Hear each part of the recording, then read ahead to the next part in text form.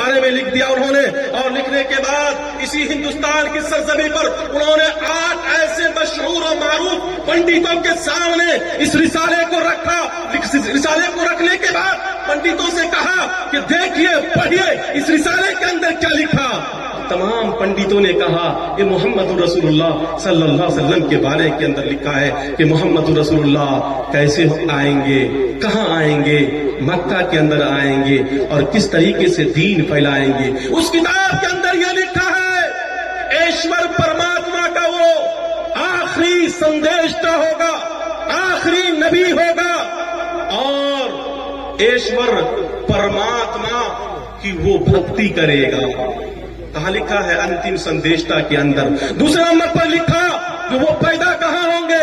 وہ جزیرے کے اندر پیدا ہوں گے۔ آپ جس خطے میں، جس علاقے میں پیدا ہوئے اس کو جزیرۃ العرب کے نام سے لوگ جانتے ہیں۔ اور لکھا اسی کتاب کے اندر اس کے باپ کا نام وشنو یش ہوگا، ماں کا نام سوموتی ہوگا۔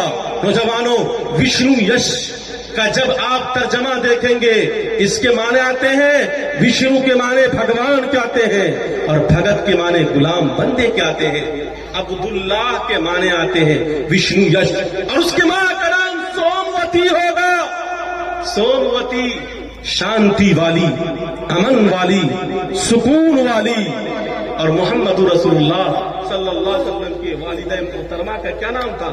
آمینہ نام تھا، اور کہا لوگ اس کو صادق و امین کے نام سے پکاریں گے، اور محمد رسول اللہ صلی اللہ علیہ وسلم کو صادق و امین کے لقب سے مکہ کے اندر لوگ پکارتے تھے۔ اسی کتاب کے اندر یہ لکھا کہ اس کو ایک مخصوص فرشتے کے ذریعے سے ایک مخصوص جگہ میں تعلیم دی جائے گی۔ یہ محمد رسول اللہ صلی اللہ علیہ وسلم پر فٹ ثابت ہوتا ہے۔ آپ صلی اللہ علیہ وسلم کے علاوہ کسی اور ویکتی پر یہ فٹ ثابت نہیں ہوتا ہے۔ محمد رسول اللہ صلی اللہ علیہ وسلم کے بارے میں شری مہادیو جی لکھتے ہیں کہ جب میں کیلاش پروت پر جا رہا تھا تو میں نے شریف لوگوں کو اکٹھا کیا، جمع کیا، اور جمع کرنے کے بعد میں نے ان کو نصیحت کی کہ اے لوگوں، دھیان پوروک کے ساتھ سنو، کل یگ کے اندر ایک ایسا ویکتی آنے والا ہے جو تمہارا نام و نشان نہیں چھوڑے گا۔ جب اس کی پوری تفصیل معلوم کی گئی تو وہ کوئی اور ویکتی نہیں تھا، وہ محمد رسول اللہ صلی اللہ علیہ وسلم کی ذات گرامی ہے۔ نوجوانوں، حیدرآباد کا پنڈت ہے جس کا نام ہے پنڈت، کیا نام ہے؟ پنڈت ورما نام ہے۔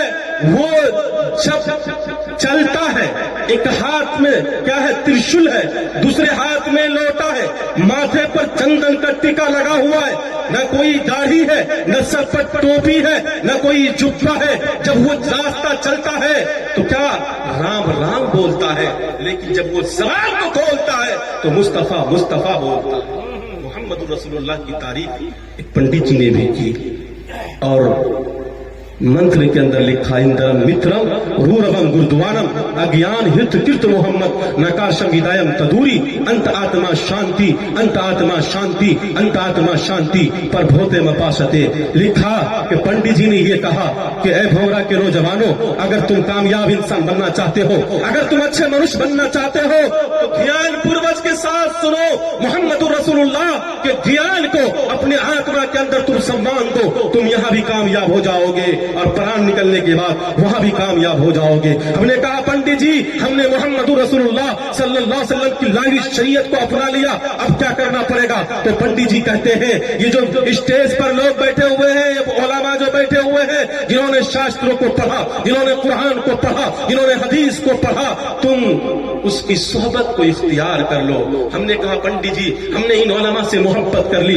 ہم ان علماء کے صحبت کو اختیار کر لیا، اس کے ارد گرد بیٹھنے والے بن گئے، اب کیا ہوگا؟ پنڈت جی کہتے ہیں روربم گردوانم، جب تم اس کے پاس بیٹھو گے تو تمہیں گرودوار کا راستہ مل جائے گا، تمہیں مسجد کا راستہ مل جائے گا۔ ہم نے کہا پنڈت جی ہاں ہمیں گرودوار کا راستہ مل گیا، ہم مسجد میں جانے والے بن گئے، اب کیا کرنا پڑے گا؟ تو پنڈت جی کہتے ہیں جب تم مسجد میں جاؤ گے، خدا کی عبادت کرو گے، انت आत्मा शांति, अंत आत्मा शांति, अंत आत्मा शांति। तुम्हारे दिलों को सुकून मिल जाएगा, तुम्हारे दिलों को इत्मीनान मिल जाएगा। हमने कहा पंडित जी फिर क्या होगा? तो पंडित जी कहते हैं पर भोते मपासते, तब तो तू स्वर्ग में जाने वाला बन जाएगा, तब तो तू जन्नत में जाने वाला बन जाएगा। ये कौन कह रहे हैं? पंडित जी कह रहे हैं कि मोहम्मद रसूलुल्लाह सल्लल्लाहु अलैहि वसल्लम के ज्ञान को अपने आत्मा के अंदर सम्मान दो, तुम यहाँ भी कामयाब हो जाओगे और वहाँ भी कामयाब हो जाओगे। तुम अल्लाह से मोहब्बत कर लोगे, यहाँ भी कामयाब हो जाओगे, वहाँ भी कामयाब हो जाओगे। तुम मस्जिद में जाओगे, खुदा की इबादत करोगे, तुम्हारे दिलों को सुकून मिल जाएगा। कुरान भी यही कहता है, अला बिज़िक्रिल्लाहि तत्मइन्नुल कुलूब। ऐ लोगों, अगर दुकान में तुम परेशान हो, अगर तुम मकान में परेशान हो, अगर तुम खेत खलियान में परेशान हो, जाओ मस्जिद के अंदर जाओ और अल्लाह तबारक व तआला की याद में अपने वक्त को लगाओ, तुम्हारे दिलों को सुकून मिल जाएगा। तो जवानों बताओ, जब हम नमाज सिद्क दिल से पढ़ते हैं, सच्चाई के साथ पढ़ते हैं, हमारे दिलों को सुकून मिलता है या नहीं मिलता है? हमारे दिलों को सुकून मिलता है। इंशाअल्लाह हम लोग 5 वक्त की नमाज पढ़ेंगे इंशाअल्लाह। हाथ उठाइए, बोलिए इंशाअल्लाह। इंशाअल्लाह मोहम्मद रसूलुल्लाह सल्लल्लाहु अलैहि वसल्लम की लाई हुई शरीयत को अपनाएंगे, उसके मुताबिक हम जिंदगी गुजारेंगे।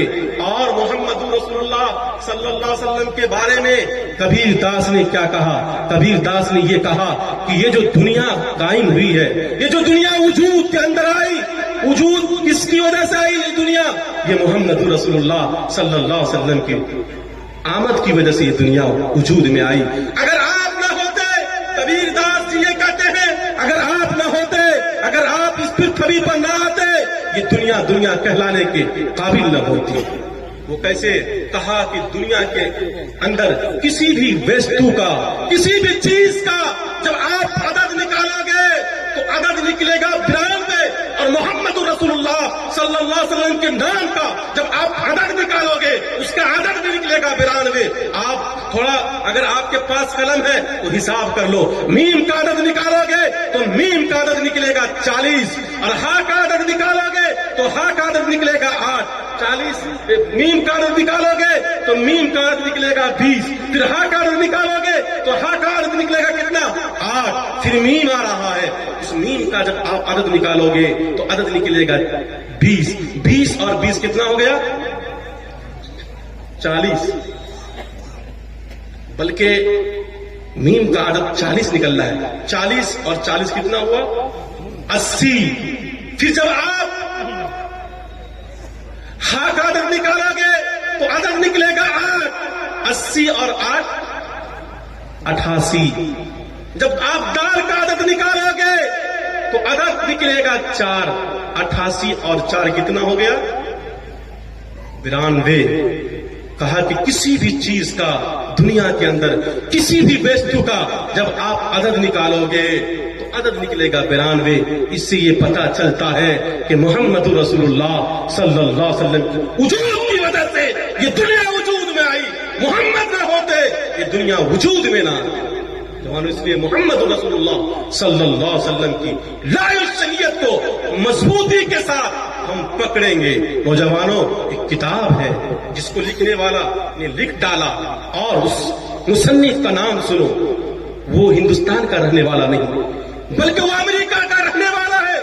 उन्होंने 100 महान पुरुषों का नाम लिखा, और पहले नंबर पर जो नाम लिखा उन्होंने, वो लिखा मोहम्मद रसूलुल्लाह सल्लल्लाहु अलैहि वसल्लम।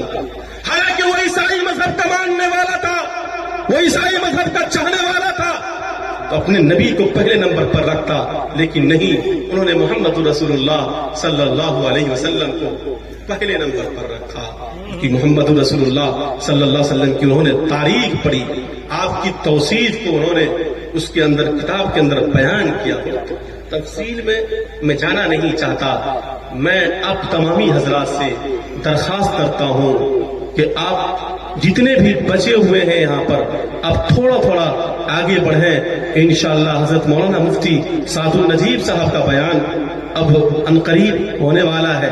تھوڑا تھوڑا آگے بڑھیں, تھوڑا تھوڑا انشاءاللہ, پھر دعا پر یہ جلسہ ختم ہو جائے گا. تو سب سے پہلے ہمیں کیا کرنا ہے؟ اللہ کی عبادت کرنا ہے, رسول اللہ صلی اللہ علیہ وسلم کی اطاعت کرنا ہے. اور ہم جب تک اس دنیا کے اندر رہیں گے نماز کو قائم کریں گے, نماز پڑھیں گے انشاءاللہ. ان 3 باتوں پر ہم لوگ عمل کریں گے انشاءاللہ. اللہ تعالی ہم سب کو ان چند باتوں پر عمل کرنے کی توفیق عطا فرمائے. چمن میں جب تک پھول کھلتے رہیں گے رہی زندگی, انشاءاللہ پھر ملتے رہیں گے. ایک بار میں پھر آپ لوگوں سے درخواست کرتا ہوں, یقیناً اگر آپ ان علماء سے اگر محبت کرتے ہیں, ان علماء کو اگر آپ چاہتے ہیں, میں دیکھنا چاہتا ہوں ایک بار کھڑے ہو کر کے آپ لوگ تھوڑا تھوڑا آگے بڑھ جائیں. میں دیکھنا چاہتا ہوں کہ یہاں لا کر کے مسلمانوں کے دلوں کے اندر علماء کی کتنی محبت ہے.